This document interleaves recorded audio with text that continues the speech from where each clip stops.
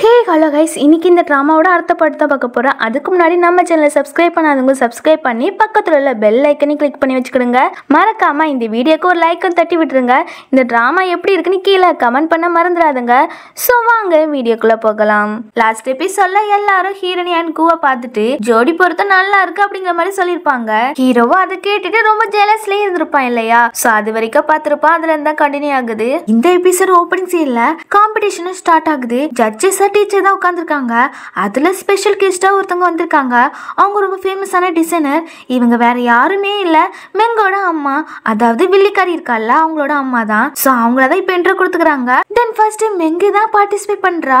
அவளோட டிசைனை பத்தி எக்ஸ்பிளைன் பண்றா. எல்லா டீச்சருமே உங்க பொண்ணு நல்லா பண்றா அப்படிங்கிற மாதிரி சொல்றாங்க. ஆனா அம்மாவுக்கும் அது பிடிக்கல போல, சர்டிபிகேஷனாவே இல்ல. ஸோ இதோட பெட்டரா செய்யணும்னு சொல்றாங்க. இவள மனசுக்குள்ள நான் எவ்வளவு தூரம் கஷ்டப்பட்டு செஞ்சிருக்கேன், இவங்க சிம்பிளா இப்படி சொல்லிட்டாங்க அப்படிங்கிற மாதிரி நினைச்சிட்டு எல்லார்கிட்ட தேங்க்ஸ் சொல்லிட்டு போக, நெக்ஸ்ட் இந்த கை நடிஞ்ச பொண்ணு தான் வரா. இவளை நம்ம யூனியனே வச்சுக்கலாம். இவளுமே டிசைனை பத்தி எக்ஸ்பிளைன் பண்றா. ஆனா இந்த டிசைன் இருக்குல்ல, இது ஹீரோனிக்கு தான்.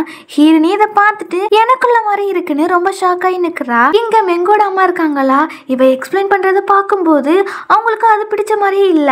ஆனா டாக்குமெண்ட்ல சப்மிட் பண்ணிருக்காளா, ஸோ அதுதான் ரொம்ப பிடிச்சிருக்கு. ஏன்னா அது ஹீரோனி எல்லாமே ப்ரிப்பேர் பண்ணி வச்சது இல்லையா? ஸோ அது ரொம்ப சூப்பரா இருக்குன்னு சொல்லிட்டு இருக்காங்க. தென் அவளுமே முடிச்சிடுறா. அடுத்து நம்ம ஹீரோனி தான். அவளுமே அதே டிசைனை கொண்டு வச்சிருக்காளா. ஸோ அங்க இருக்கிற எல்லாருமே ஹீரோனி பத்தி தப்பா பேச ஆரம்பிச்சிட்டாங்க.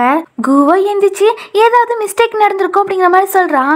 அங்க ஆங்கரும் வந்து இது எல்லாத்தையும் வெரிஃபை பண்ணியாச்சு, இந்த டிசைன் ஆல்ரெடி எக்ஸ்பிளைன் பண்ணிட்டாங்கல்ல அப்படிங்கிற மாதிரி சொல்ல, அதுவும் இந்த பொண்ணு ஓடி வந்து என்னோட டிசைனை காப்பி அடிச்சிருக்கா ஹீரோனி அப்படின்னு ரொம்ப ஓவர் ஆக்டிங் போட்டுட்டு இருக்கா. நம்ம ஹீரோவை இதை பார்த்துட்டு மேனேஜர் கிட்ட ஏதாவது எவிடன்ஸ் கலெக்ட் பண்ணிட்டு வாங்கன்னு சொல்றான். இந்த சைடு இவளோ ஸ்கூல்ல தான் என்ன புள்ளி பண்றான்னு பார்த்தா இப்ப என்னோட டிசைனையுமே திருடி வச்சிருக்கா அப்படிங்கிற மாதிரி சொல்ல, ஹீரோனியும் அது எனக்கு அப்படிங்கிற மாதிரி சொல்றா. அதுக்கப்புறம் இவளோட இன்னொரு ஃப்ரெண்ட் இருப்பால, அவளும் வந்துட்டு நீ எங்களை எப்படி புள்ளி பண்ணி எங்க கையெல்லாம் உடைச்சு வச்சிருக்கா, அதுக்கு எங்ககிட்ட எவிடன்ஸே இருக்கு அப்படி சொல்லிட்டு அங்க அந்த போட்டோயுமே போட்டு காமிக்கிறா. அன்னைக்கு அந்த மால்ல நடந்துச்சுல, இவங்க கையை உடைக்க சொல்லியிருப்பான்ல ஹீரோ. சோ அததான் எல்லாருமே இதை பார்த்துட்டு மறுபடியுமே ஹீரோனி தப்பா பேச ஆரம்பிச்சிட்டாங்க.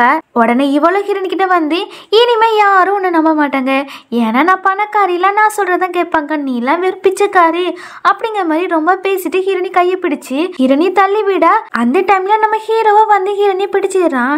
ஹீரோனியே சொல்றா என்ன நம்புங்க, இது என்னோட டிசைன்னு சொல்ல, எனக்கு தெரியாத உன்னை பத்தி, நீ இப்படி ஒரு காரியத்தை பண்ணவே மாட்டேன் எனக்கே தெரியும் அப்படிங்கிற மாதிரி சொல்றான். இங்க இருக்கிற டீச்சர் இருக்காங்களா, அவங்கள ஹீரோனியை டிஸ்குவாலிஃபை பண்றேன்னு சொல்றாங்க. நம்ம ஹீரோவை ஹீரோனி கிட்ட நீ கவலைப்படாத, மேனேஜர் கிட்ட எவிடன்ஸ் கொண்டு வர சொல்லியிருக்கேன் அப்படிங்கிற மாதிரி சொல்லிட்டு, இந்த டைம்ல தான் நீ ரொம்ப ஸ்ட்ராங்கா இருக்கணும் அப்படின்னு ஆறுதலா பேசுறான். ஹீரோனியும் என்னதான் டிஸ்குவாலிஃபை பண்ணிட்டாங்களே அப்படிங்கிற மாதிரி சொல்ல, நீ ஏன் கவலைப்படுறா, நான் தான் இருக்கேன்ல அப்படிங்கிற மாதிரி சொல்லிட்டு அங்க ஜட்ஜஸ் கிட்ட ஹீரோனிக்கு ஒரு வாய்ப்பு கொடுங்க, ரெண்டு பேரும் டிசைனும் ஒரே மாதிரி தான் இருக்கு, ஆனா ஹீரோனி எக்ஸ்பிளைன் பண்றத கொஞ்சம் பாருங்க அப்படின்னு சொல்ல ஜட்ஜஸ்மே ஒத்துக்கிறாங்க.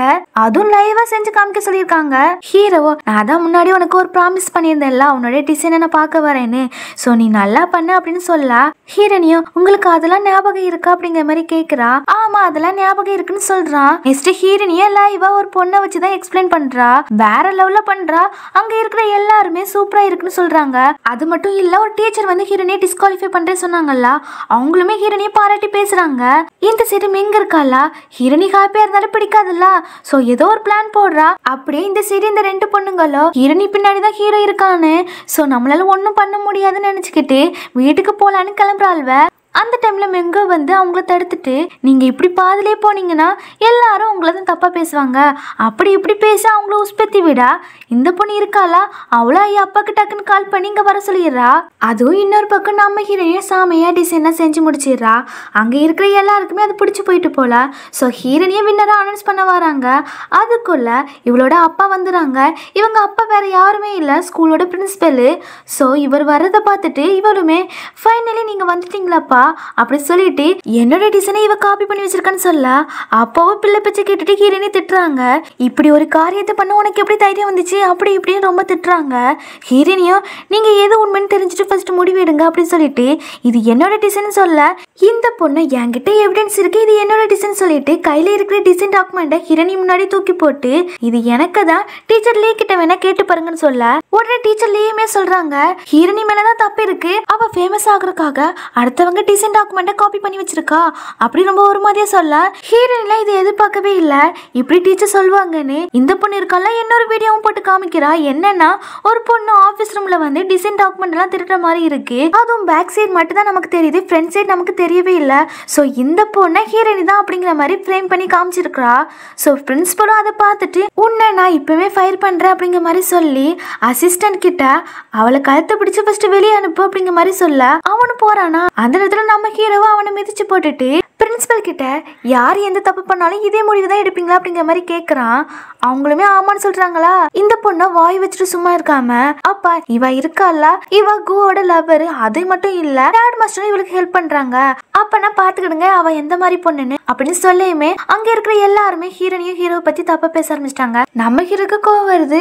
உடனே ஸ்டேஜ் கிட்ட வந்து ஹீரோனி என்னோட சிஸ்டர் அப்படின்னு எல்லாரும் முன்னாடியும் அனௌன்ஸ் பண்ணிடுறான். இந்த இன் பொண்ணும் இவ பிச்சைக்காரி, அது எப்படி உங்களோட சிஸ்டர் ஆவா அப்படிங்கிற மாதிரி கேட்கயுமே ஹீரோவை வார்த்தையை அளந்து பேச அப்படி சொல்ல பிரின்சிபல் அவங்க பொண்ணை கீழே கூப்பிட்டு சென்னிலே பலார்னு ஒரு ஆளை அறிஞ்சிட்டு தேர்ட் மாஸ்டருக்கு மரியாதை கொடு அப்படிங்கிற மாதிரி சொல்றாங்க. அதுக்கப்புறம் நம்ம ஹீரோவை ஒரு வீடியோவை காமிக்கிறான் எல்லாருக்கும். அது என்னன்னா அந்த ஆஃபீஸ் ரூம்ல அந்த டாக்குமெண்ட் திருடி இருப்பாங்கல்ல. ஸோ அதுல நமக்கு பேக் சைடு மட்டும் தான் காமிச்சாங்க, இதுல ஃப்ரண்ட் சைடுமே நமக்கு காமிக்காங்க. அது வேற யாருமே இல்லை, இந்த யூன் பொண்ணு தான். ஸோ இதை பார்த்த டீச்சரோ தேர்ட் மாஸ்டர் அவள் தான் என்னை ஃபோர்ஸ் பண்ண அப்படின்னு சொல்லிட்டு சாரி கேட்கையுமே ஹீரோனியும் நீங்க இப்படி பண்ணுவீங்கன்னு நினைச்சே பார்க்கல, இது எல்லாத்தையுமே போலீஸ்கிட்ட போய் சொல்லுங்க அப்படின்னு சொல்றா. இந்த சைடு பிரின்சிபலோ சாரி போலீஸ் எல்லாம் வேண்டாம்னு சொல்ல ஹீரோவை தப்பு செஞ்சவங்க தண்டனை அனுபவிக்கணும் அப்படின்னு சொல்லிட்டு அவங்க 3 பேர்த்தையுமே போலீஸ் கிட்ட ஒப்படைக்க சொல்லிடுறான். நெக்ஸ்ட் நம்ம ஹீரோனியை வின்னரா அனௌன்ஸ் பண்ணிடுறாங்க. எங்க அம்மா தான் அவார்டும் கொடுக்குறாங்க. அப்படியே 2 பேரும் பேசிட்டு இருக்கும்போது அவ கழுத்துல ஒரு மச்சத்தை பாக்குறாங்க. அதை பார்த்துட்டு இது என்னோட பொண்ணுக்கு இப்படி தானே இருக்கும் அப்படின்னு நினைச்சிட்டு ஒரு பிளாஷ்பேக்குமே நினைச்சு பாக்குறாங்க. என்னன்னா இவங்க பொண்ணுக்கு இப்படி ஒரு மச்சம் இருந்திருக்கு, இவங்களுமே அவங்க பொண்ணு கிட்ட நீ தொலைஞ்சு போனாலும் இந்த மச்சத்தை வச்சு நான் கண்டுபிடிச்சிருப்பேன் அப்படிங்கிற மாதிரி சொல்லியிருக்காங்க. இதெல்லாம் இப்ப நினைச்சு பார்த்துட்டு அப்ப ஆனி தான் நம்ம பொண்ணா இருப்பாளான்னு தோணுது. தென் அந்த பிளேஸுக்கு நம்ம ஹீரோ வில்லிக்காரியுமே வராங்க. வில்லிக்காரியும் வந்து வாழ்த்துக்கள் சொல்லிட்டு என்ன இனிமே அண்ணின்னு கூப்பிட்டுன்னு சொல்ல நீங்க சொன்ன கரெக்டா தான் இருக்கும், நான் அண்ணினே கூப்பிட்டுன்னு சொல்ல ஹீரோவா அதெல்லாம் வேண்டாம் நாங்க தான் இன்னும் மேரேஜ் பண்ணலையே அப்படிங்கிற மாதிரி சொல்ல அம்மாவும் ஆமா அவங்க 2 பேரும் இன்னும் மேரேஜ் பண்ணல, நீ அதுக்கப்புறம் அண்ணி கூப்பிட்டுன்னு சொல்லிட்டு 4 பேருமே சாப்பிட போலான்னு சாப்பிட்டுருக்கு வந்திருக்காங்க. அங்க போய் அம்மாவும் ஹீரோனை பத்தி தான் ஹீரோ கிட்ட கேக்குறாங்க. இவ்வளவு வருஷமா உங்க வீட்டுல இருக்கால அவங்க பேரண்ட்ஸ் எல்லாம் கண்டுபிடிக்க ட்ரை பண்ணிருக்கியா அப்படிங்கிற மாதிரி கேக்குறாங்க. ஹீரோனியும் ஆமா அவங்க ஹெல்ப் பண்ணிருக்காங்க, பட் எனக்கு சின்ன வயசுல நடந்தது எல்லாமே மறந்து போயிட்டு நான் ஒரு பிச்சைக்காரியா இருந்தேன்ல, அப்ப ஹீரோ தான் வந்து என்ன காப்பாத்தினாங்க, அதுதான் எனக்கு ஞாபகம் இருக்குன்னு சொல்றா. அம்மாவும் ஹீரோனியை பார்க்கும் போதெல்லாம் அவங்களுக்கு ஒரு உணர்வு மாதிரி வருது, ஹீரோனி நம்ம பொண்ணாதான் இருப்பான்னு. சோ இப்ப மெங்க என்ன சொல்றானா ஹீரோனி உங்களுக்குள்ள என்ன ப்ராப்ளம் ஓடுதுன்னு தெரியல, ஆனா என் கண் பறவையில நீங்க பிரதர் சிஸ்டர் மாதிரி தான் தோணுதுன்னு சொல்ல ஹீரோனியும் ஆமா ஹீரோ எனக்கு பிரதர் மாதிரி தான் சொல்லிட்டு நான் ரெஸ்ட் ரூம் போயிட்டு வரேன்னு சொல்லிட்டு போக பின்னாடியே ஹீரோ போய் உனக்கு நான் ஒரு பிரதர் மட்டும் தானா, வேற எந்த ஒரு தாட்டுமே உனக்கு வரவில்லையான்னு கேட்டுட்டு அவளுக்கு கிஸ் கொடுக்க போகுமே ஹீரோனியும் வேற எந்த எண்ணமும் எனக்கு கிடையாது, நாம பிரதர் சிஸ்டர்னு சொல்றா. சரி காம்படிஷன்லாம் முடிஞ்சிட்டுல நீ வீட்டுக்கு வான்னு கூப்பிடுறான். ஹீரோனி நான் வர முடியாதுன்னு சொல்றா. ஹீரோனி சொன்னதெல்லாம் கண்டுக்காம அந்த திங்ஸை மூவ் பண்ண 2 பேரை வீட்டுக்கு அனுப்புறேன் அப்படிங்கிற மாதிரி சொல்ல ஹீரோனி அதெல்லாம் வேண்டாம் நானே மூவ் பண்ணிடுறேன் வீட்டுக்கு வரேன் அப்படின்னு சொல்லிட்டு ரெஸ்ட் ரூமை விட்டு வெளியே போறா. இவா போறதை பில்லிக்காரையும் பார்த்துட்டு என்னோட ஆளை நீ திருட பாக்குறியா அப்படின்னு கூக்கு கால் பண்ணி ஹீரோனி ட்ரிங்க் பண்ணியிருக்கா அவளை நீ கூப்பிட்டு போ அப்படிங்கிற மாதிரி சொல்றா. அவனுமே நான் சீக்கிரம் வரேன்னு சொல்றான். நெக்ஸ்ட் இந்த வில்லிக்காரிய குடிச்ச மாதிரி ஹீரோ கிட்ட நடிக்கிறா. ஹீரோனியும் நீங்க அவங்கள கூப்பிட்டு போங்க நான் எல்லா திங்ஸுமே பேக் பண்ணிட்டு வரேன்னு சொல்றா. நம்ம ஹீரோக்கு ஹீரோனியை ஒத்தில விட்டு போக மனசே இல்லை. அந்த டைம்ல கோவம் வந்து நான் ஹீரோனியை கொண்டு விடுறேன் அப்படிங்கிற மாதிரி சொல்ல ஹீரோக்கு செம கோவம் வந்து மறுபடியும் தப்பா நினைச்சுக்கிட்டு மெங்க நாம போலாம் அப்படி சொல்லிட்டு ஹீரோனியை முறைச்சு பார்த்துட்டே போக ஹீரோனியை சொல்ல வர நாங்க 2 பேரும் ஃப்ரெண்ட்ஸ் தான், ஆனா அதெல்லாம் அவன் கேட்காம போயிருப்பான். அதுக்கப்புறம் கூமே ஹீரோனியை வீட்டுக்கு கொண்டு விட ஹீரோனியை தேங்க்ஸ்ன்னு சொல்றா. இவனை இவ்வளவு தூரம் நான் கொண்டு விட்டுருக்கேனே என்ன வீட்டுக்குலாம் கூப்பிட மாட்டியான்னு கேக்குறான். ஹீரோனியும் கூ இருக்கான்ல அவன் ஹீரோனி கையை பிடிச்சுக்கான்ல சோ அதை எடுத்து விட்டுட்டு இல்ல எங்க வீடு குப்பையா இருக்கு இன்னொரு டைம் நான் கூப்பிடுறேன் அப்படின்னு சொல்லிட்டு பை பை சொல்லிட்டு உள்ள போக அங்க இருந்து ரூமுக்கு வந்து டோரை லாக் பண்ணலான்னு போகும்போது சீனியருமே அந்த ரூமுக்குள்ள வந்துடுறான். அவன் ரொம்ப குடிச்சிருப்பான் போல. ஹீரோனியே தப்பு தப்பா பேசுறான். நீ தேட் மாஸ்டர் கூடயும் இருக்கிறா, கு கூடயுமே இருக்கிறா, நான் உன்னை எவ்வளவு லவ் பண்றேன், என்ன மட்டும் ஏத்துக்க மாட்டேக்கான்னு சொல்ல ஹீரோனியும் நீங்க தப்பா நினைச்சிட்டு இருக்கீங்க, அப்படிலாம் கிடையாதுன்னு சொல்றா. ஆனா அவன் கேட்கவே இல்ல. அவன் நிதானத்திலே இல்ல. நம்ம ஹீரோனியும் இங்க இருந்தா சரிப்பட்டு வராதுன்னு வெளியே போலான்னு பாக்குறா. ஆனா அதுக்குள்ள அவனும் கழுத்தை பிடிச்சு இழுத்துட்டு போறான். நம்ம ஹீரோனி போனுமே கீழே விழுந்துருது. அதுவும் இந்த சீடு பாத்தீங்கன்னா ஹீரோவும் வில்லியும் கார்ல தான் போறாங்க. வில்லிக்காரியும் ஹீரோ கிட்ட ரொம்ப ஓவரா அட்வான்டேஜ் எடுத்துக்கிறா. இன்னைக்கு நைட்டு நம்ம ஒன்னா இருப்போம் அப்படிங்கிற மாதிரிலாம் பேசிட்டு வரா. ஹீரோக்கு இவ பேசுறது கண்டாலே பிடிக்க மாட்டுக்கு. மனசு ஃபுல்லா ஹீரோயின் நினைப்பாதான் இருக்கு. சோ காரை விட்டுமே இறங்கிடுறா. இவளும் இங்க இருந்து கத்திட்டு இருக்கா, எங்க போறீங்கன்னு கேக்குறா. ஆனா ஹீரோ அவளை கண்டுக்கவே இல்ல. அவன் போயிடுறான். இன்னொரு பக்கம் நம்ம ஹீரோனி கிட்ட இவன் தப்பா நடக்க பாக்குறான். கரெக்டா நம்ம ஹீரோவும் அங்க வந்து அவனை செமையா அடிக்கிறான். ஹீரோனி தான் ஸ்டாப் பண்ணிட்டு வேண்டான்னு சொல்றா.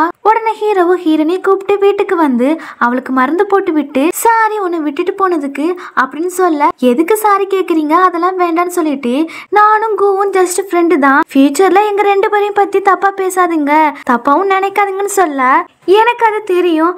ஆனா ஒரு நாள் எப்படினாலும் என்னை விட்டு நீ போயிடுவாளா, ஸோ நான் இல்லைனாலுமே நீ உன்னை ப்ரொடெக்ட் பண்ணிக்கணும் அப்படி ரொம்ப ஃபீல் பண்ணி சொல்ல ஹீரோனியே ஹீரோ வாய்க்கிட்ட கை வச்சுட்டு என்ன ஆனாலும் உங்களை விட்டு நான் போக மாட்டேன்னு சொல்வா. அப்படியே ஹீரோவும் கிஸ் கொடுக்க வர அந்த டைம்ல போன் அடிக்குது.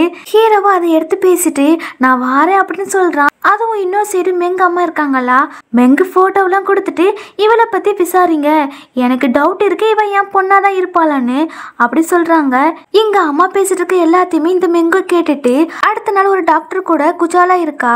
இப்ப எதுக்கு இங்க வந்திருக்கானா, மெங் ஃபேமிலிக்குள்ள வந்து நான் தான் உங்க பொண்ணு சொல்லியிருப்பாளா. சோ அவங்க டெஸ்ட் எல்லாம் எடுத்து செக் பண்ணிருப்பாங்கல்ல, அந்த டெஸ்ட்டை மாத்தி வச்சு இந்த வில்லிக்காரிக்கு ஃபேவர் பண்ணதே இந்த டாக்டர் தான். சோ அவங்கள இப்ப கொலை பண்ணதான் இங்க வந்திருக்கிறா. அவங்க கிட்டயுமே கேக்குறா, இந்த டெஸ்ட் ரிப்போர்ட்டை வேற யாருக்கிட்டயுமே நீங்க சொன்னீங்களா அப்படி சொல்லி கேட்கயுமே அவருமே இதை பத்தி நான் யாருக்கிட்டையும் சொல்லலன்னு சொல்லிட்டு இன்னைக்கு நைட்டே என் கூட இருன்னு சொல்ல அவளும் அங்க இருக்கிற ஒரு கத்தி எடுத்து நெஞ்சிலே குத்திடுறா.